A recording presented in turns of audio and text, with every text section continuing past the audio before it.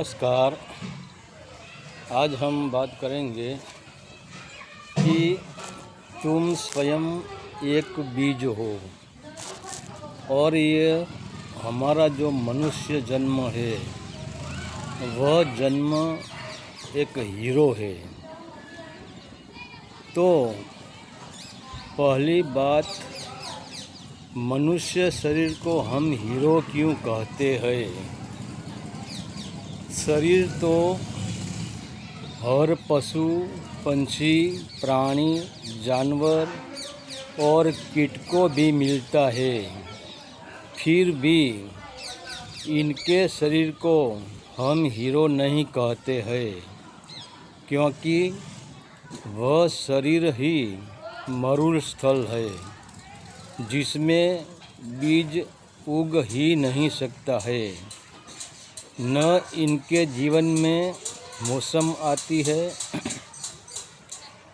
न बीज डटता है, न अंकुर निकलता है और न पेड़ होकर आकाश को आंपता है, न फूल खिलते हैं, न फल लगते हैं। तो वह शरीर जैसे जन्म लेता है वैसे ही इसी परिस्थिति में मर भी जाता है। और मनुष्य शरीर भी एक शरीर है, मगर मनुष्य शरीर में रहकर सत्य की और ऊपर उठने की संभावना है, अंधेरे में से प्रकाश में आने की संभावना है, पृथ्वी तत्व से ऊपर उठने की संभावना है, दुख से मुक्त और बंधन से मुक्त होने की संभावना है। इसीलिए तो मनुष्य के शरीर को हीरो किया है। और तुम्हारे भीतर जो सत्य का बीज पड़ा है वह बीज को हृदय की धरती में बोने की संभावना है, मगर हम करते क्या है? हम बीज को तोड़ देते हैं। तो न तुम लाख कोशिश करके बीज को तोड़ फोड़ कर दो, फिर भी न तुमको बीज में बड़ा पेड़ दिखाई देगा, न वह बीज को मौसम आएगी, न आनंद के फूल खिलेंगे, न खुशबू मिलेगी, न वह हवा के संग नाचने लगेगा, न वह बीज आपको मीठी साई देगा, न इसमें पंछी बैठेंगे, न पंछी कलरव करेंगे और न फल लगेगा। तो वह बीज न अनंत बीज के जन्म दे सकेगा।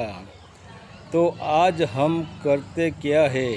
जो हमारा यह हीरो से भी ज़्यादा कीमती शरीर है, इसको हम विषय, वासना, मोह, लोभ, राग, द्वेष, द्वैत भाव और अहंकार की अग्नि में जलाकर कोयला कर रहे हैं। जैसे एक मूर्ख चंदन नहीं बेचता है, मगर चंदन की लकड़ी को जलाकर इसकी राख बेचता है, वैसे हम भी यह शरीर को राख बना रहे हैं और हमारे बीज को भी हम बोते नहीं हैं और इस बीज को संसार की संपत्ति में, संसार की वासनाओं में तोड़ देते हैं और वासनाओं में फूल देखने की कोशिश करते हैं, वासनाओं में आनंद लेने की कोशिश करते हैं, वासनाओं में फल लगने की कोशिश करते हैं, तो तुम इतना तो समझ लो, अब भी तुम बीज को तोड़ रहे हो, तो तुम्हें फल की खुशबू और आनंद के फल कैसे मिल सकता है। और बड़ी अजीब सी बात है कि समय आने पे यह जो हीरे जितना कीमती शरीर है, वह हीरे मिटकर कोयले में रूपांतर हो जाता है और बीज मरुल स्थन में सूख जाता है। इसीलिए तो आज पूरे जगत में दुख, तनाव, चिंता, भय और बेहोशी छा गई है, अराजकता छा गई है, क्योंकि हमने बीज बोया ही नहीं है।